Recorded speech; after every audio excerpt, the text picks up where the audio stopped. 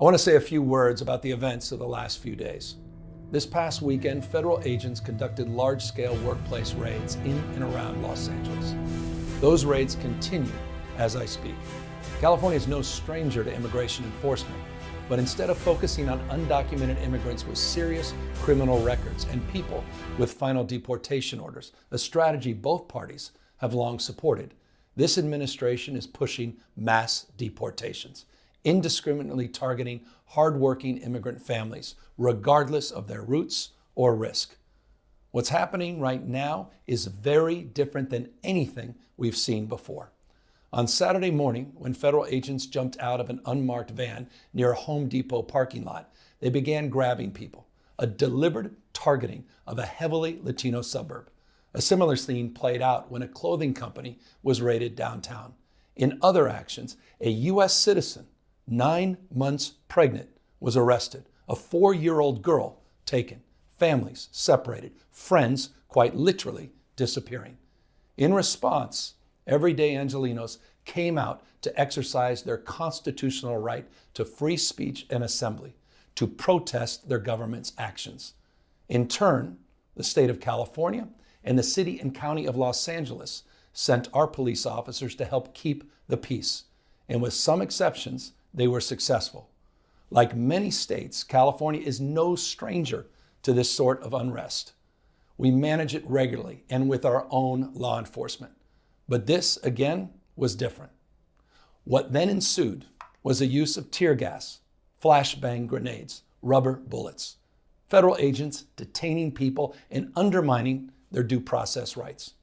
Donald Trump, without consulting California law enforcement leaders, commandeered 2,000 of our state's National Guard members to deploy on our streets, illegally and for no reason.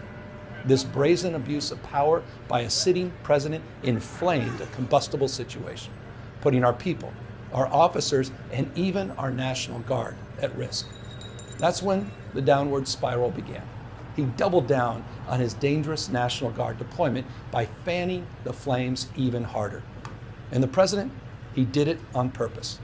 As the news spread throughout LA, anxiety for family and friends ramped up. Protests started again. By night, several dozen lawbreakers became violent and destructive. They vandalized property. They tried to assault police officers. Many of you have seen the video clips of cars burning on cable news. If you incite violence, I want to be clear about this. If you incite violence or destroy our communities, you're going to be held to account. That kind of criminal behavior will not be tolerated, full stop.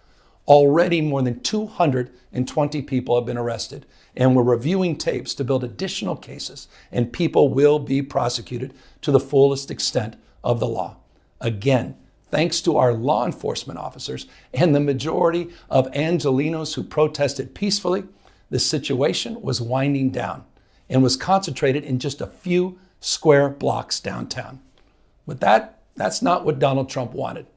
He again chose escalation. He chose more force. He chose theatrics over public safety. He federalized another 2,000 Guard members.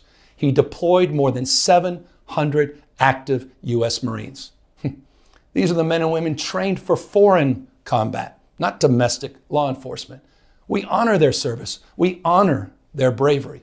But we do not want our streets militarized by our own armed forces, not in LA, not in California, not anywhere. We're seeing unmarked cars in school parking lots, kids afraid of attending their own graduation. Trump is pulling a military dragnet all across Los Angeles, well beyond his stated intent to just go after violent and serious criminals. His agents are arresting dishwashers, gardeners, day laborers, and seamstresses. That's just weakness masquerading as strength. Donald Trump's government isn't protecting our communities. They're traumatizing our communities. And that seems to be the entire point. California will keep fighting. We'll keep fighting on behalf of our people, all of our people, including in the courts. Just yesterday, we filed a legal challenge to Donald Trump's reckless deployment of American troops to a major American city. Today, We sought an emergency court order to stop the use of the American military to engage in law enforcement activities across Los Angeles. If some of us could be snatched off the streets without a warrant, based only on suspicion or skin color, then none of us are safe. Authoritarian regimes begin by targeting people who are least able to defend themselves, but they do not stop there. Trump and his loyalists, they thrive on division because it allows them to take more power and exert even more control. And by the way, Trump, he's not opposed to lawlessness and violence as long as it serves him. What more evidence do we need than January 6th? I ask everyone, take time, reflect on this perilous moment. A president who wants to be bound by no law or constitution, perpetuating a unified assault on American traditions. This is a president who in just over 140 days has fired government watchdogs that could hold him accountable for corruption and fraud. He's declared a war on culture, on history, on science, on knowledge itself. Databases, quite literally, are vanishing. He's delegitimizing news organizations, and he's assaulting the First Amendment.